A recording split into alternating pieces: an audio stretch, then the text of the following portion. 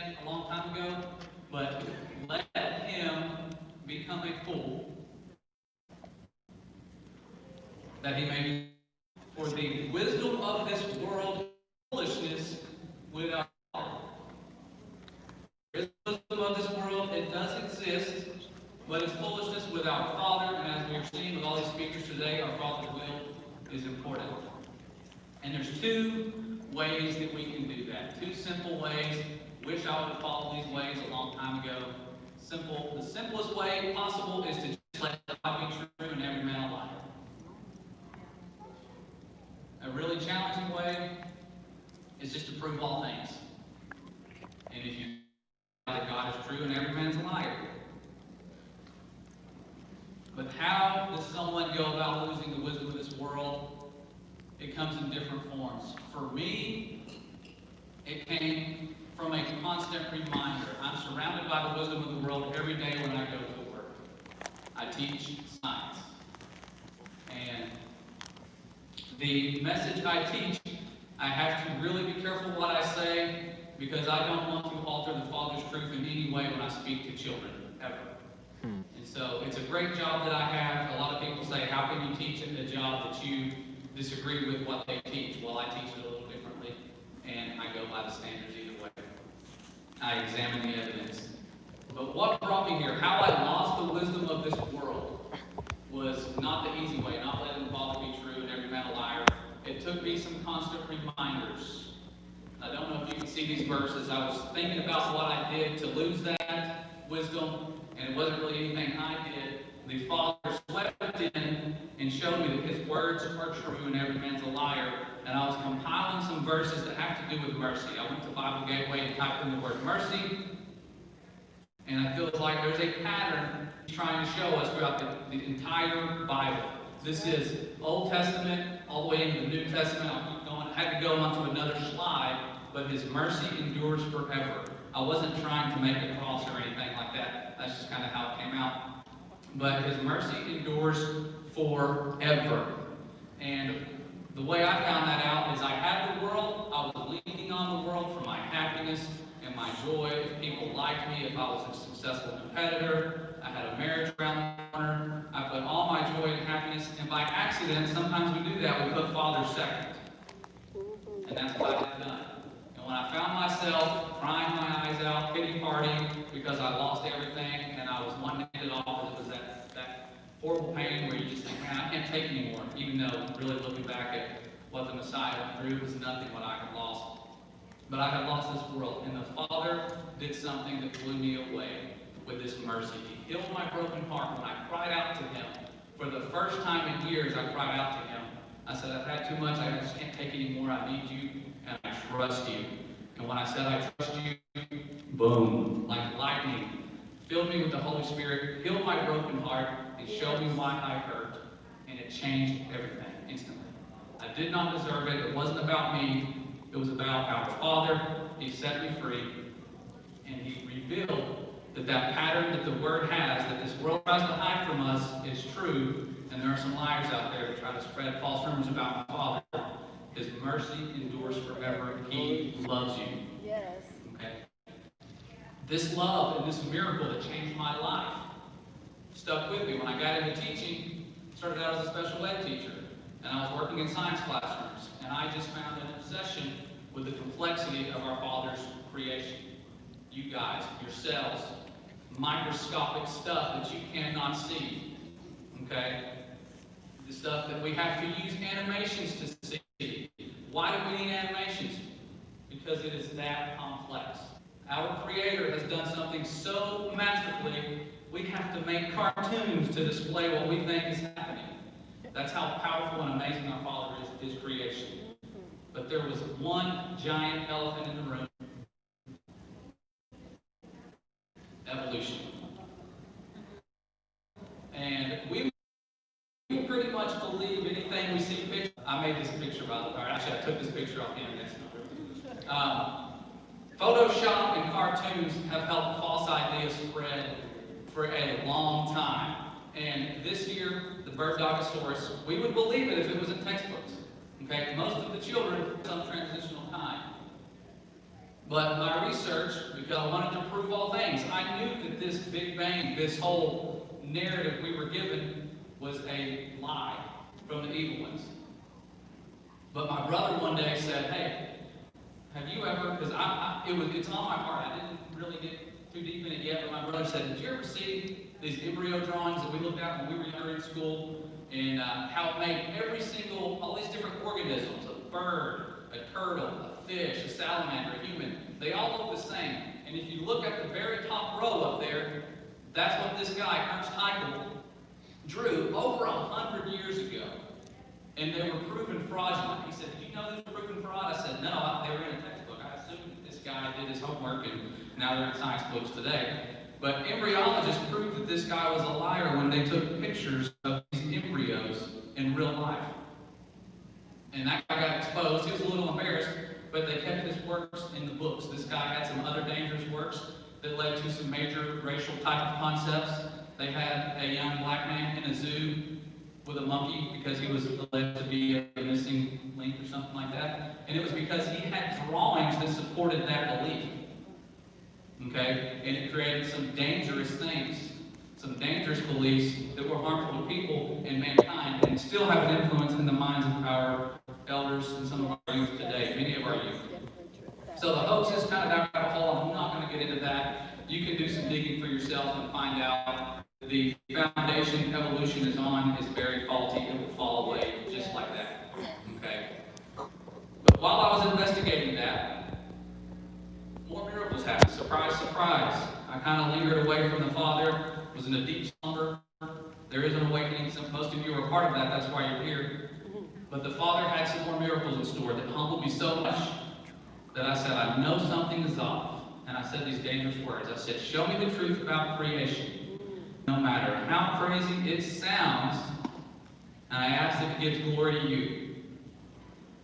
I did not know what I was asking for, but I was at this point confident. He's listening to me. I said, I am ready.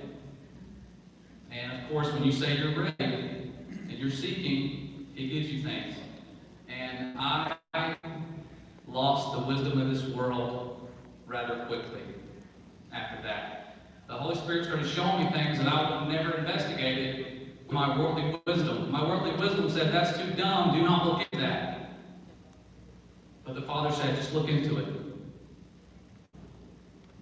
And I started seeing patterns.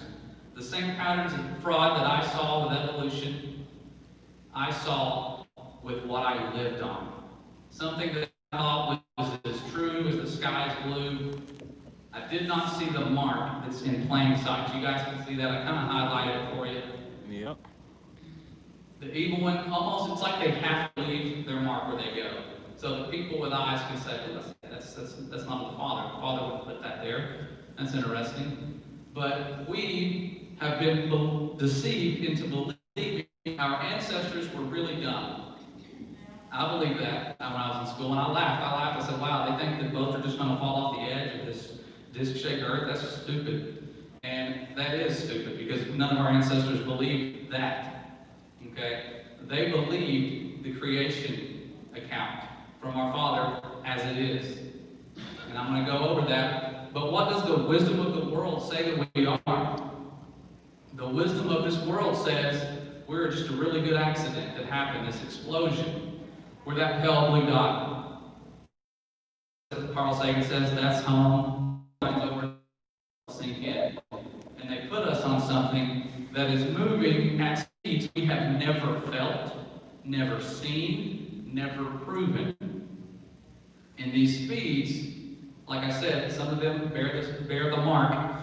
But these speeds, I'm going to show you a little example of a fraction of these speeds. I can't show you these entire speeds because we couldn't see anything. It would be like me bringing a gun and going, guys, watch the bullet fly out of the gun. Okay? And now multiply times a few hundred.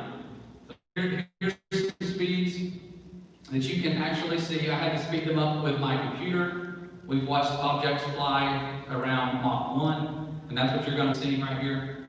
So a little visual to go to this lesson.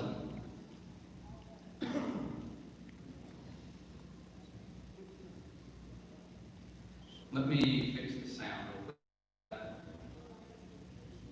It might take a second. second. Let me see. I can do that.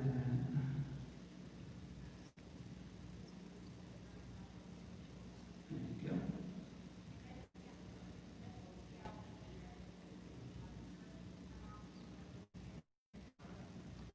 All right, we're back on.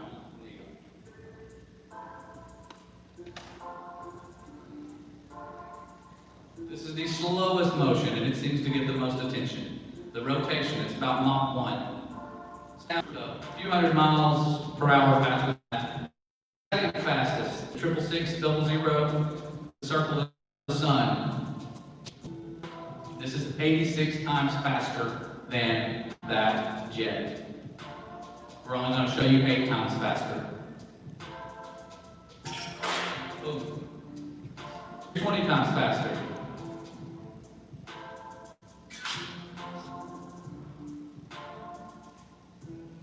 So, pretty fast. And as I said, people that believed in the biblical model, I want you to believe that you're moving that fast on faith. It would take an extraordinary leap of faith to believe in that. Especially when they're looking at stars nowadays. We have technology that's amazing. We can do star trails. And these star trails make perfect circles. And if you imagine the things you just saw with the slowest speed being moving and spinning, which is what's making these star trails, your wheels start turning like, hey, something's not adding up. They've been telling me that we're moving hundreds of times faster than what we just saw because of a Big Bang. We've never tested it, experimented with it, tried to prove it. We believed it, and the animations were amazing. I'm not knowing those cartoons were pretty good, but we have a chance of being tricked by people who have a background that we weren't taught about. There was a background of sun god worshiping that has upset our Father, and I'm going to go into that a little bit. I want to try to go through just look at these images and see a pattern, and that pattern is you even have her trying to pretend to be something she's not. But inside of the Lady Liberty, there's an inscription. It says the New Colossus. If you don't know what that is, I didn't, but a subscriber told me, do you know what that means? And I said, no, I've never looked into that. They said it means it's a new version of the Greek sun god Helios. Didn't know that. And they had a big statue back in the day that looked a lot like that. And so we have the new Colossus here in America that snuck in. These things are sneaky. The enemy's not going to broadcast his plan in certain subtle ways, but be sneaky in other ways. Now, here is from the book of Exodus. It says, and in all things that I have said unto you, be circumspect and make no mention of the name of other gods, neither let it be heard out of thy mouth. And along comes the Helios centric model, one of those gods. And then you have all of our planets, they are named after these gods. I wasn't taught that in school either. Earth is the only one that's not. Why? Because Earth is just dry land. That's what the Father called it. That's what I'm going to call it. Even the term solar system. I thought, there's an innocent word. How did that end up in this model? Solar system. SOL stands for Sol Invictus, one of the most powerful sun gods. Wow. So I'm seeing a pattern here. Everything is starting to have to do with sun gods. Even our day now that they have declared that the day of worship is on Sunday. Nothing too coincidental there. And all of our days of the week are named after these gods. They've interwoven this into the word, and the missions of these programs that were created to deceive us are named after them. The Apollo missions. They even have a little continuous flight technology called Helios. Okay. They know about this stuff. They don't want you to know about it. And I'm going to read you one more thing. This was something the Father said to Ezekiel. It says he brought Ezekiel up between heaven and earth, and he was showing him these things in a vision that upset him. And he went further. He said, here's some abominations, but you're going to see things that upset me even worse. And this was one of those, and I'm going to read it. It says, at the door of the temple of the Lord, between the porch and the altar, were about 20 men, with their backs toward the temple of the Lord, and their faces toward the east, and they worshiped the sun toward the east. Okay. That upset Father, and that is something that is still going on. And when you move in to even the commandments, right here. You are not to make for yourselves a carved image or any kind of representation of anything in heaven above, or on the earth beneath, or in the waters below the shoreline. And where did he place all the stars and the chief stars and the lights? He placed them in the firmament that he called heaven. That was something that stood out to me shortly after I started looking at this. That's according to the wisdom of this world, but what does our Father say about creation? That's what matters to me, and that's what you can prove to be true if you prove all things. And we'll get into that in just a second. But here's what the Father says. It says, "And God called the dry land earth, and the gathering together of the waters called he seas. And God saw that it was good." He also says that earth is fixed and immovable. It cannot be moved. It's firmly established and movable on its foundations, never to be moved. And on the pillars he has placed the world. Another cool fact, the sun stood still. For Joshua, during the battle, the sun stood still for a whole day. Could you imagine if it was the earth that stopped moving? I think both of the armies would have been wiped out. Tidal waves, or imagine being on a treadmill that's moving faster than that jet and then stopped instantly for a day. That would be quite drastic. So the sun stood still. That's what the Word tells us. But it also tells us something else. One of the first real eye-openers I had was the firmament, the great expanse. Something that took the entire second day of creation for our Father to make, the firmament. Sounds like something out of a science fiction movie, that there's this big expanse above us with lights in it.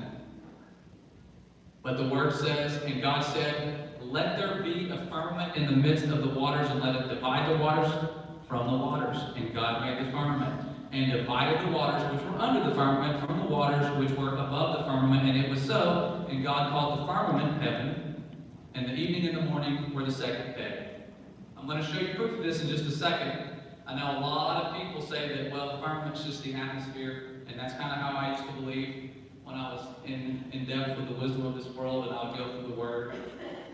I would think, okay, that's the atmosphere. He spent the entire second day making the atmosphere. But then it says here, and God said, "Let there be lights in the firmament of the heaven to divide the day from the night, and let them be for signs and for seasons and for days and years, and let them be for lights in the firmament of the heaven to give light upon the earth." And it was so. And God made two great lights, the greater light to rule the day, and the lesser light to rule the night. He made the stars also, and God set them in the firmament of the heaven to give light upon the earth. Now, if the firmament was the atmosphere, pilots would have had a much different flight school, navigating stars and whatnot. But he placed them in the firmament, and all of that destroys this notion here. This is false. A lot of people, when they hear about biblical earth people, they picture this. This is a lie. This is a deception as well. We do not believe in a pancake. We don't believe in a sphere or a pancake. The earth has a foundation, and it has a firmament. And I'm going to show you the firmament, video of it, because thanks to the Father, scientists, by accident, captured it on video. And I'm going to read first, before I show you the video, a prophecy that I had never heard of. This is in the book of Enoch, and the book of Enoch was speaking of a deception to come. And this deception, to me, when I read this, was really eye-opening, because it explains exactly what's happening. It says, "And many chiefs of the stars," and when it says chiefs of the stars, I'm imagining that would be the planets that we now call planets that are named after gods. "And many chiefs of the stars shall transgress the order prescribed, and these shall alter their orbits and tasks, and not appear at the seasons prescribed to them. And the whole order of the stars shall be concealed from the sinners, and the thoughts of those on earth shall err concerning them." We think they are sons. We're told they're sons. Our sun is another star. It's a kind of puny star. That's what we're told from the wisdom of this world. It's not the greater light. It's just another star. And stars, those are just other suns. Kind of weird. But yeah, they shall err and take them to be gods, and evil shall be multiplied upon them. And like we said earlier, they have been taken to be gods. They're named after other gods. Okay? And also in that same book, it says, "And other things I saw concerning lightning, how some of the stars rise up and become lightning, but cannot lose their form." This sounds ridiculous. I'm reading this book and I'm going, okay, that's ridiculous. Stars, lightning, they're not related. Stars are way up there, lightning's way down here. Okay.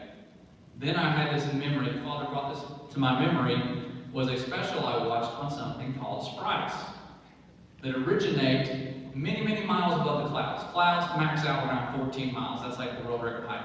These are closer to 70 and above. Like these are way up there.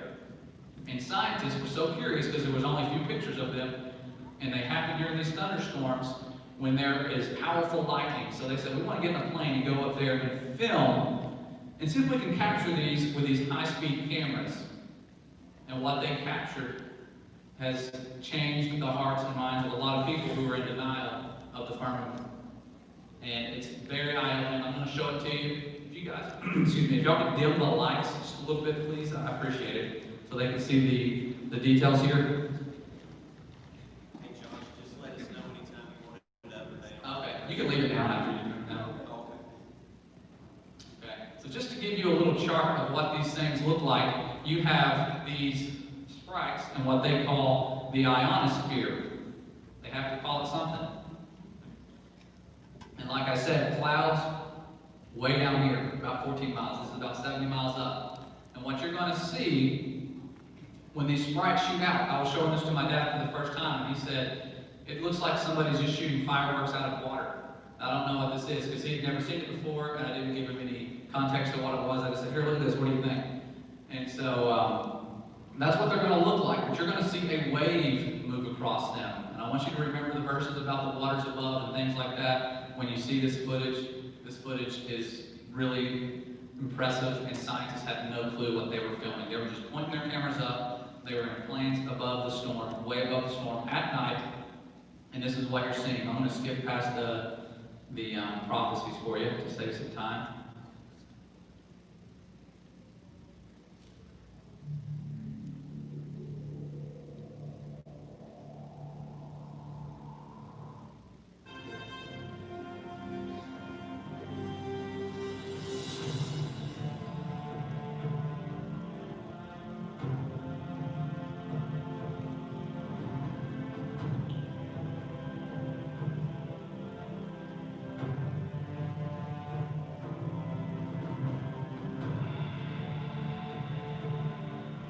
The same prophecy I just read to you guys in this report.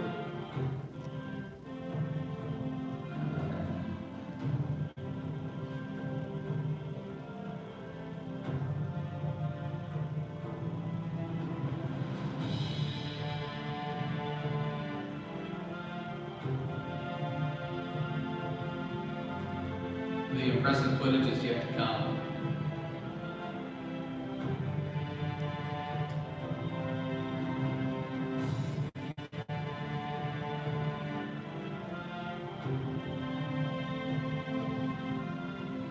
Declassified CIA document. They're checking out the firmament in this one, 1953 now.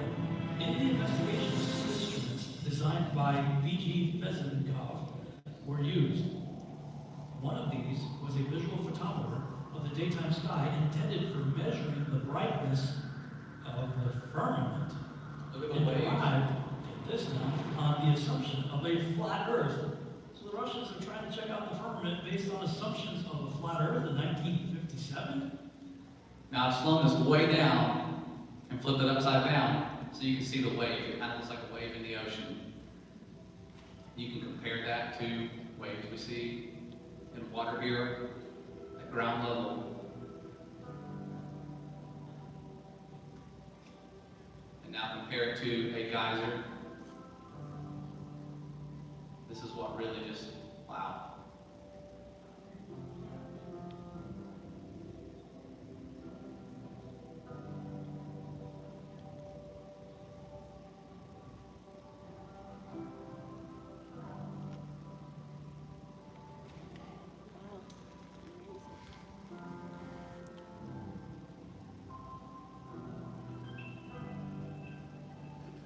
Not sure if you guys heard about Operation Fishbowl yet.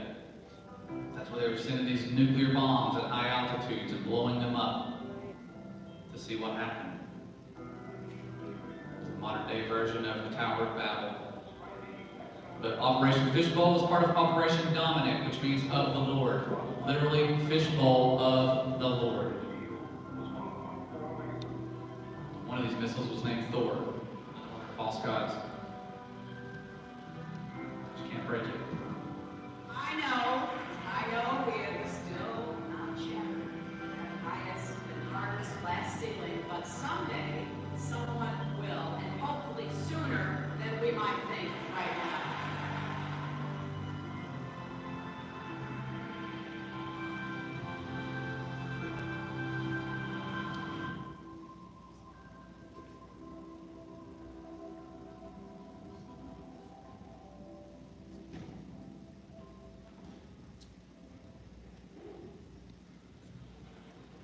This is from a commercial, but this is based on a true story of a man, one of the first men to reach the stratosphere, or the stratusplane.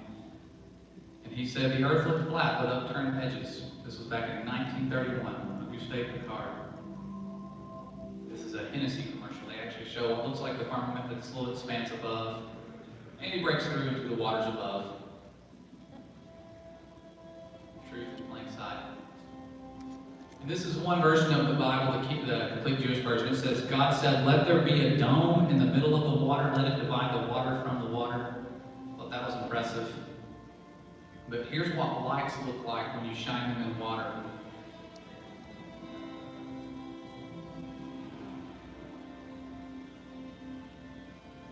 It's hard to tell the difference.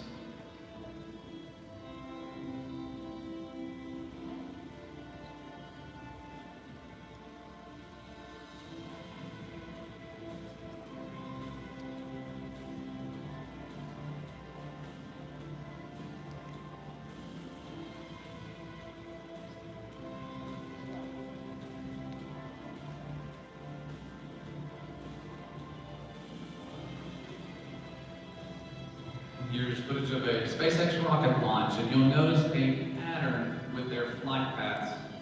It's almost like they're afraid of something.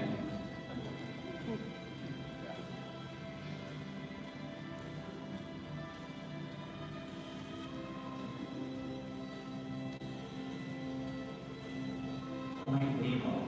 No, it's not in Antarctica. This spot lies more than 13,000 feet deep in the South Pacific Ocean and is further from land than any other point on Earth.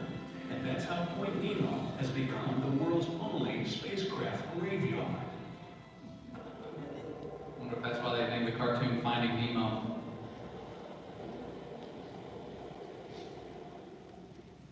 So this is a rocket, an amateur rocket launch that didn't follow that flight path, the rainbow flight path. Same height as the sprites. It ran into gravity. But what's this? You can ask Brother Lucas, an astronomer. They see the sun, and it looks pretty big. But they also see the moon, which was supposed to be over Australia. This was launched in a desert here in America.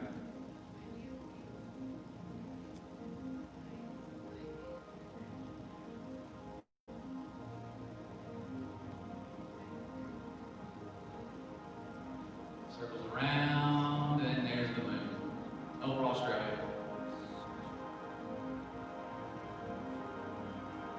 And you wonder why they censor this topic.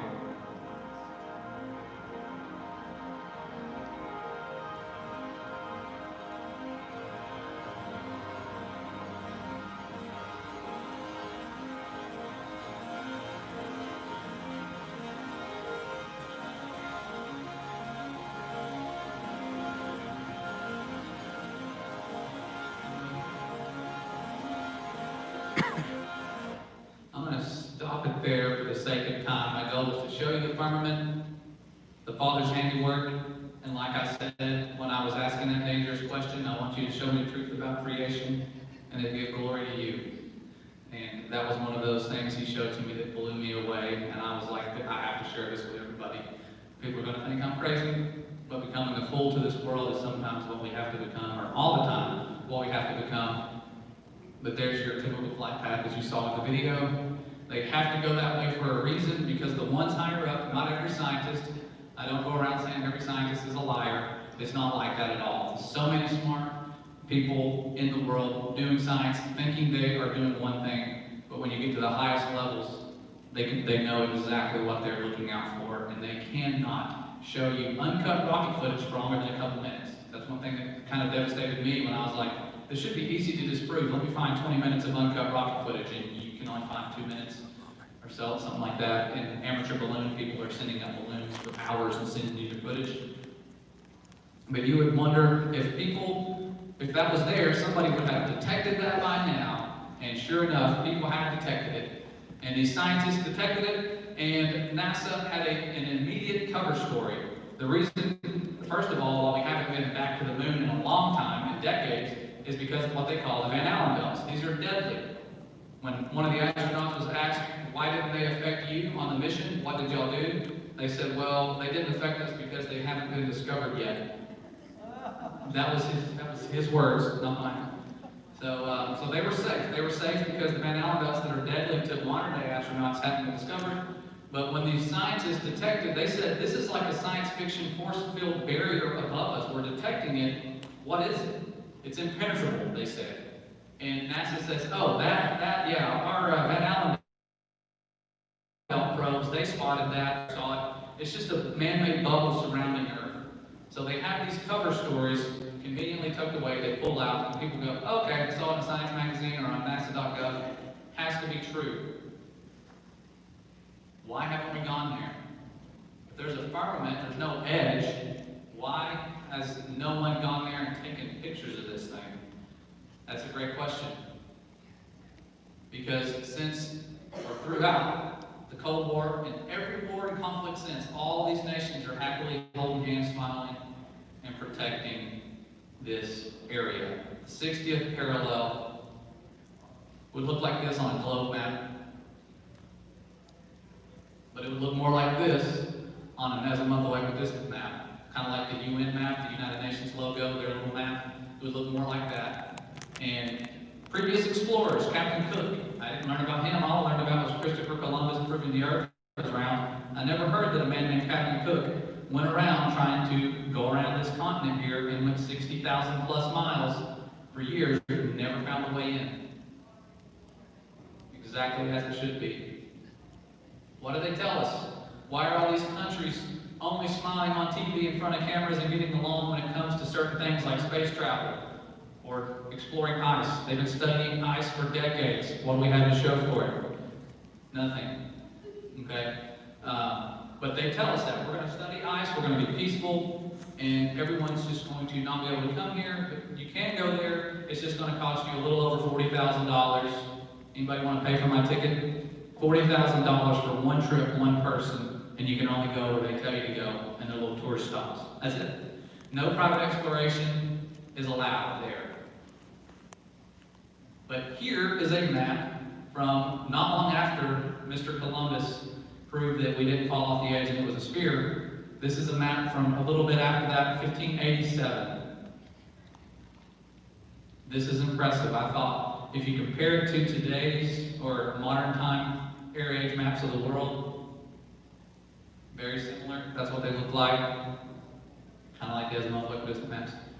But that is just a small part of the deceptions. There is so much that goes into this, and I have years worth of stuff that I was going to try to put into this one little presentation. But here's some documents. I know you guys are probably falling asleep after lunch, so I'm going to get into some more interesting stuff here in just a second. But here's some documents. When you start digging, you find out that the CIA and NASA, and actually NASA is a branch of the CIA. I didn't know that until recently either. But the terms flat earth, which I mean just dry land. Water is technically flat. Dry land has many different elevation changes. But it's mentioned throughout these documents. Even NASA, when they're computing things, say they compute it based on a flat, non-rotating earth. Why would you compute it based on something that doesn't exist? Because it does exist. You have to compute it that way because it does exist. Even Russia, who was ahead of us in the space race, was saying the shape of the Earth wasn't known. They just didn't know it. Not at all. More documents of the firmament. You can go through these if you're obsessed like I was when I was going through all this stuff. I don't recommend it. It's truth. The Father will prove it if you prove all things. But one of my favorite proofs is looking back at the flood. When you guys think of the flood, is this kind of the images you get in your mind? The ark, the waters, they're dropping. There's this ark that's going to rest on these mountains. That's sort of the typical image I had, the fountains of the deep. And then you hear about the windows of heaven. When I was looking into the lost books, I found one that said that there were 7 fountains of the deep, and that there were 7 windows of heaven opened up. And when you look back at the word window, it's a different word used there than the actual word window on the ark. On the ark, it's just a hole in the wall. Window of heaven, it's more like a chimney or a sluice for water to go through. The windows of heaven and the fountains of the deep. He has the earth divided into 7 parts. So that's why he needed 7 floodgates to flood the earth equally. Never did I ever picture that. Did anybody ever picture that? I never did. It didn't dawn on me until recently. I have never analyzed what I believe in with this model to even imagine this. Never. They sold us this reality of this model, but I never pictured a flood and then this happening. And where did that water come from, and where did it go? Because below our feet is nothing but hard rock, and then it turns into lava. There were no fountains of the deep in this model. And it's like it's got a giant bar magnet shoved through it, the north and then south. Cool thing about magnets is when you superheat a magnet, it does not work. Explain that. Can't. They don't tell you that. You find out on YouTube that somebody did an experiment with magnets and proved it. Magnets, when you get them hot, no longer work. But we have our magnetic field as if there's a giant bar magnet through our magma ball Earth. So, interesting stuff when you try to prove all, prove all things. Here is reality. Water is level and it's flat, and it's provably so. So, what proofs do we have of this reality that water doesn't curve? Because we've seen boats go over that curve, right? We have a lot of proofs. There is some things that you should not be able to see in the better zoom cameras we have, more so than the ones of our ancestors, the more we can prove this. The world record, or previous world record in long distance photo, had 3/4 of a mile of curve that just forgot to show up that day. 3/4 of a mile of curve. And that's not factoring in the vanishing point of perspective with distant objects looking smaller than the nearer objects. Like I could kind of hide you guys with just one finger from here, but most of you are bigger than me, taller than me. There's a lot of perspective issues there. Closer up, we have things like this where you can do math. If you're math, some people are way better at math. My wife is a human calculator. She can calculate stuff really fast. I have to go to websites to do the math or have fancy calculators. But there is an Earth curvature that should be measurable based on the heliocentric model. It should be measurable. 0.666 feet squared per mile, or 8 inches per mile squared. Or, I'm sorry, 0.666 of a foot, not 0.666 inches. But the horizon is way further, many miles further than it should be. The invention of lasers has really done a lot to cut through the lies. They have lasers that can now cut through decades and centuries of lies. These people went out, and this is recent. This is a recent one here that I included. 16.5 miles of flat water. That's what it looks like. This is in Canada, I believe. And then you have scientists telling us that humpback whales' song can be heard up to 4,000 miles away as long as they don't go behind these little ridges. Okay, you got a humpback whale, 495 miles worth of curve. Doesn't impact their song, but if you look at the bottom of the ocean, these little ridge lines right here, these are what we're told impact their ability to communicate. These ridges are more powerful than 495 miles of curve. That's hard for me to believe, guys. And then you have a guy with a weird name, Googly Elmo Marconi. Sounds like a cartoon character name, but this guy was a genius. And he did something that physicists were saying, don't even try it, it will not work, the curve will get in the way. You're going to try to send a line of sight radio signal. Line of sight meaning it only goes in a straight line. You're going to try to send it over a curve, 2,100 miles, you're dumb. He said, I'm just going to crank the power up, it's going to work. He did. He cranked the power up and it worked. 2,100 miles of flat water. Boom. Signal made it across the Atlantic in 1901. Proving the Father's word was true.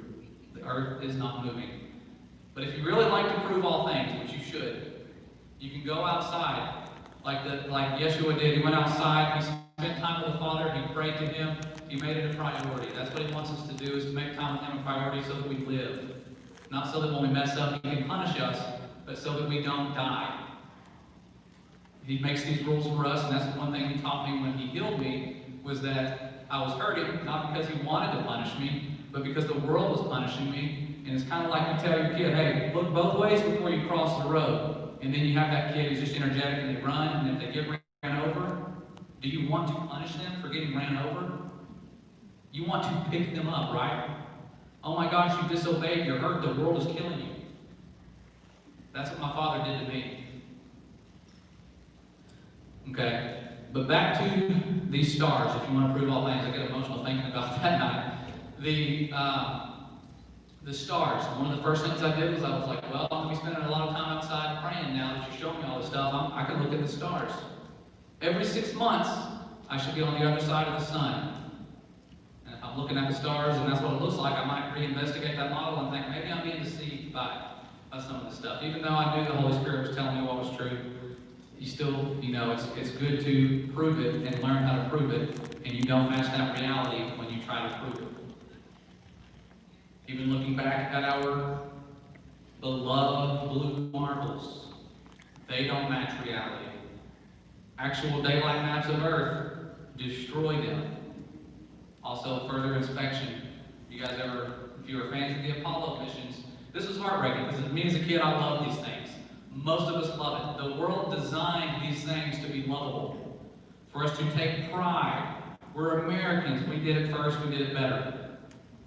Then you go back and analyze it, and it's pretty impressive. Even the deception is kind of impressive. When I first found out how deceived I was, I wanted to just sit there and give an applause, like, you guys did a good job. You had me buying this with line and sinker. This is a picture of Earth that was taken through a round window with an insert. And there's film of them doing that. That film wasn't released until later. Somehow made it into our hands. And you can see them taking out the insert and setting up this picture. And the camera that they said was in the window was actually further from the window, almost like they were in an airplane looking at clouds. And that's why when they adjusted the levels on the picture here, a little box would appear around the moon or around the Earth, because they did not use computers to cut and paste. They literally had someone take this, cut it, and then stick it into the background. There's not videos of them zooming in on the Earth from the moon for that reason. They couldn't just take that picture and stick it there, and they couldn't fake the stars. I wish I would have thought to give you guys a look at the first time we ever saw stars from space. If you have not seen that, I suggest you go to our channel and check that out. It's hilarious. It looks like a light bright, like a kid's light bright set when they were trying to fake the stars. This is the before NASA era when they did that, up in a big balloon. It was laughable. You also see them putting their wisdom in the clouds, kind of like Disney does. And I always thought, man, these artists that are getting paid more than we do to draw pictures of clouds with sixth grade humor, I don't understand that, but it could be more sinister. Somebody pointed this out to me the other day. The Greek number converter pulls up a word that looks a lot like that if you rearrange it backwards, and the enemy likes to hide things in reverse, like a backmasking with songs and whatnot. But they're also really good at just hitting copy and paste. If you have any artists in here, which I'm sure we do, that's kind of the lazy way to do it. These pictures that we looked at and I thought were real, I could go in any science classroom in my school except for mine and find these pictures. And the people that look at them think they're real. And it's heartbreaking because I love these people and I love the children they teach. And it's hard to know that this stuff is carried on as fact, and it goes against what my Father tells us.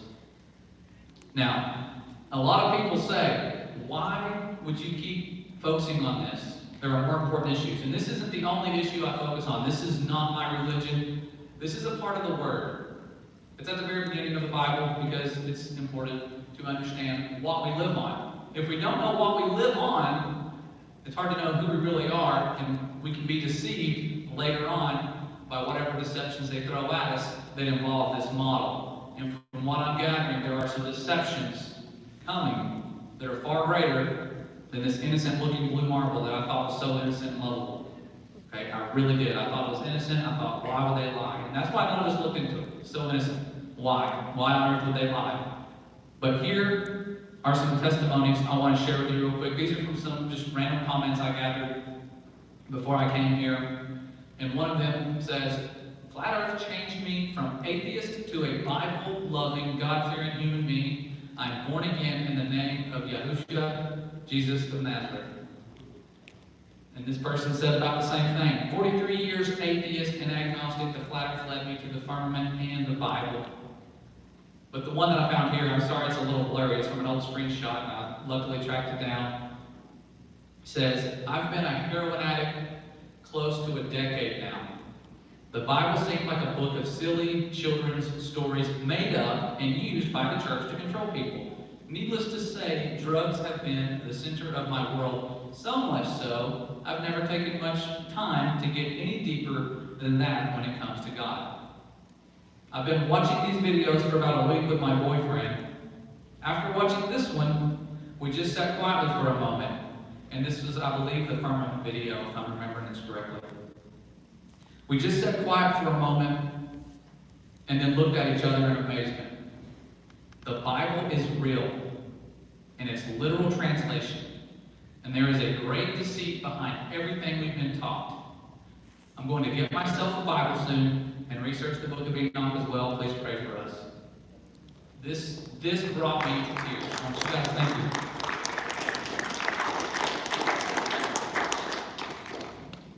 It is a powerful truth. It's not the only truth, but it's a powerful truth.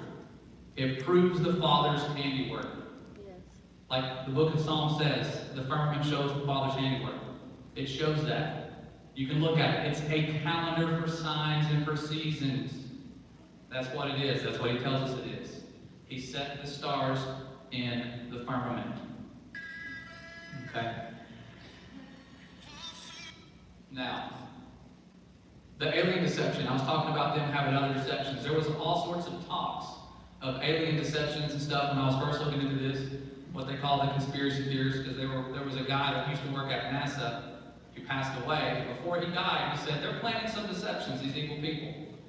He sort of became a Christian right before he died. He was a Nazi scientist, if you've ever heard of Werner von Braun. And before he died, he said, they're going to carry out this plan to weaponize space, which it's all a lie, but the goal is to control us. Kind of like they're controlling us all now with fear and hate. We've seen that on a new level in the past months. How controlled we really are, you want to know? Look at the fear in people's eyes. It's heartbreaking. We are controlled so easily by what they tell us. And this guy said they have a narrative and a plan, and it's going to involve certain things. All those things he said before he died have come true. The Space Force, the fake Space Force, the weaponization of space. They don't have to have something up there, lasers pointed down at us or anything. They could blow something up like we just saw that big explosion the other day and say, guys, that was from space. We're all doomed if we don't obey, you know. It's all based on lies, and he said the last card is this alien card, and he laughed about it. And I thought, that's the dumbest thing I've ever heard. But you listen to what the Bible says. It says, "And I saw 3 unclean spirits like frogs come out of the mouth of the dragon, and out of the mouth of the beast, and out of the mouth of the false prophet. For they are the spirits of devils working miracles, which go forth unto the kings of the earth and of the whole world, to gather them to the battle of that great day of God Almighty." Preparing for a war. Deceiving the kings. So many times we've been deceived by false doctrines. by these liars and these deceivers. And that brings me to a little warning that I found when I was translating. I was bored and I was on a lunch break at work, and I just started copying. I pulled up a Hebrew translation just to see what would happen. And I found some really cool stuff when I translated it back into English. And this verse is no different. This is in 1 John. Yours will read a little different. This is from Hebrew, and I took it and translated it into English. And it says, I wrote these things to warn you against the haters of Christ. They will do anything to dazzle your eyes, distort the truth, and deceive you. But God has prepared in you the Holy Spirit that teaches you the truth only. And that is why you do not need another teacher to show you. Like the brothers and people up here were saying earlier. We don't need another teacher. We have our Father. When we seek and ask Him to show us the truth, be careful. He will show you the truth.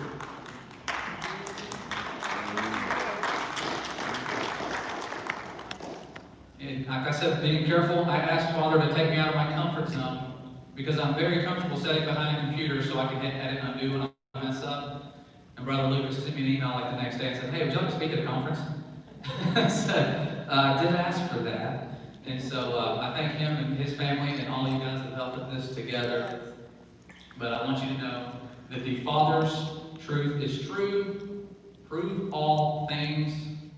That is one of the things I want you to take away from this. But also, most importantly, is that, let's scroll back to the very beginning. That one truth that wiped me off of my feet is that His mercy endures forever. And when I say it knocks me off my feet, I remember being down on the pavement. That was one of my last memories prior to my healing. The next second, I remember I'm standing. I'm standing and I'm looking up. And I could not feel my feet on the ground. I had to look down. I thought, Father's picking me up. I'm floating, And I looked down, and my feet were still on the ground. I couldn't believe it. I still don't know to this day. I mean, I know how I got to my feet, but I don't remember doing it myself. And it's a love that's being hidden. And the spirit of the Antichrist, we're told, is to deny the Father and the Son. It was around back then. The Bible tells us that. If you destroy this creation model and take that away, you can easily eliminate the Father. And without the Father, there's no sending of the Son and that grace that we all don't deserve. So I'm going to cut this short. I know this is a little shorter than I anticipated. I thought it would go a little longer. But if you guys ever have any questions about anything, I will give you my email. This stuff is a lot to take in. Sometimes people look at this and they go, it's just not for me. I don't want to look into it. That's fine. If you don't have to look into this. Like I said, a lot of people say it's not a salvation issue. From what I've seen, it does lead people to the Father, so in ways it is. And miracles happened to me before I believed any of this. The Father healed me before I believed this. Those healings led me to this, and have led me here today. But the truth is true, no matter how many people believe it. And I invite all of you to become a fool to this world, because this wisdom is foolishness with our Father. Thank you, guys.